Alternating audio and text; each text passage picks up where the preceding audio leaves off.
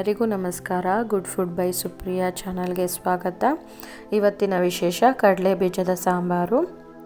ಇದು ಮುದ್ದೆ ಜೊತೆ ಅನ್ನದ ಜೊತೆ ಎಲ್ಲದರ ಜೊತೆನೂ ತುಂಬ ಚೆನ್ನಾಗಿರುತ್ತೆ, ಈಸಿಯಾಗಿ ಮಾಡ್ಬೋದು.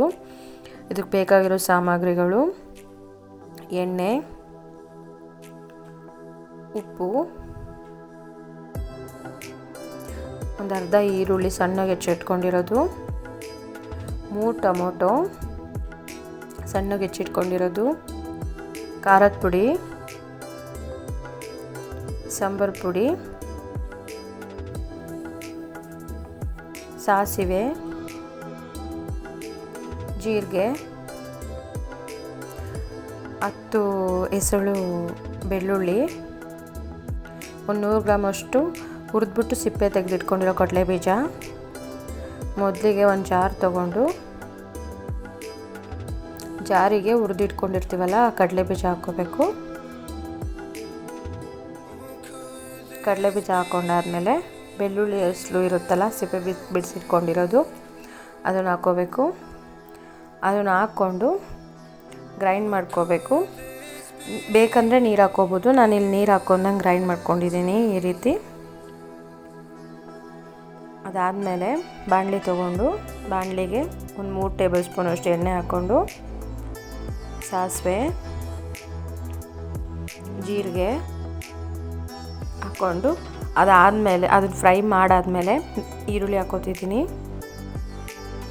ಈರುಳ್ಳಿನೂ ಫ್ರೈ ಮಾಡ್ಕೊಬೇಕು.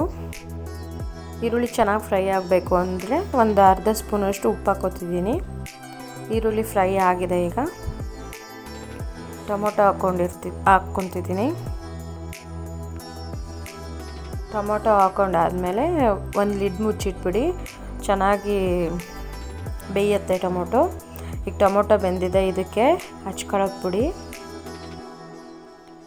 ಸಾಂಬಾರು ಪುಡಿ ಎರಡೂ ಹಾಕಿ ಮಿಕ್ಸ್ ಮಾಡ್ಕೊತಾ ಇದ್ದೀನಿ ಒಂದು ಸತಿ. ಇದು ಚೆನ್ನಾಗಿ ಮಿಕ್ಸ್ ಮಾಡ್ಕೊಂಡಾದ್ಮೇಲೆ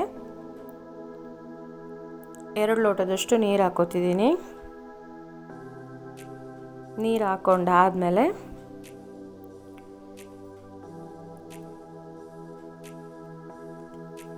ಕಡಲೆ ಬೀಜದ ಪುಡಿ ಇರುತ್ತಲ್ಲ ಅದನ್ನು ಹಾಕ್ಕೋತಿದ್ದೀನಿ.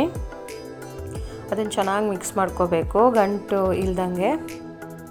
ಈ ರೀತಿ ಮಿಕ್ಸ್ ಮಾಡ್ಕೊಂಡಾದ್ಮೇಲೆ ರುಚಿಗೆ ತಕ್ಕಷ್ಟು ಉಪ್ಪು ಹಾಕ್ಬಿಟ್ಟು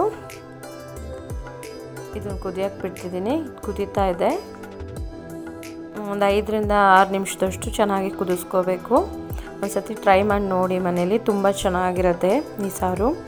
ಈ ವಿಡಿಯೋ ನಿಮ್ಗೆ ಇಷ್ಟ ಆಗಿದ್ದರೆ ಲೈಕ್ ಮಾಡಿ, ಶೇರ್ ಮಾಡಿ, ಕಮೆಂಟ್ ಮಾಡಿ, ಹಾಗೆ ಸಬ್ಸ್ಕ್ರೈಬ್ ಮಾಡ್ಕೊಳ್ಳೋದು ಮರಿಬೇಡಿ. Thank you for watching. Good food bye Supriya.